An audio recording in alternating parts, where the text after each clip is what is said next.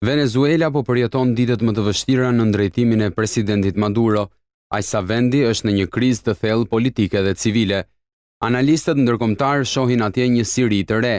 Policia ka qelluar për vdekje të paktën 10 protestues dhe ka plagosur dhjetra të tjerë në vetëm 2 ditë manifestime masive, shpesh herë të dhunshme mbar popullore të opozitës, që kundërshton zgjedhjet e reja parlamentare të së dielës, nisëm e presidentit majtis Nicolas Maduro për të legjitimuar qëndrimin në pushtet dhe që njihen vetëm prej tij dhe askujt tjetër.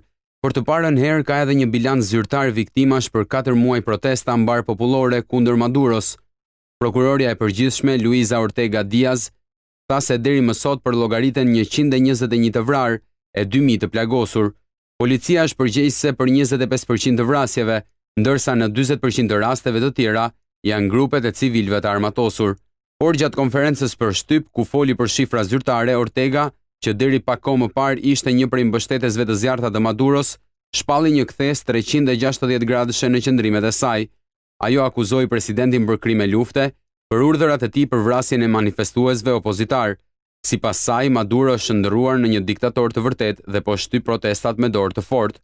Ndërkohë administrata amerikane njoftoi përmes një deklarate për shtyp të sekretarit të thesarit, Steven Mnuchin, vendosjen e sanksioneve financiare kundër Venezuelës dhe bllokimin e pronave të presidentit Maduro në Shtetet e Bashkuara të Amerikës.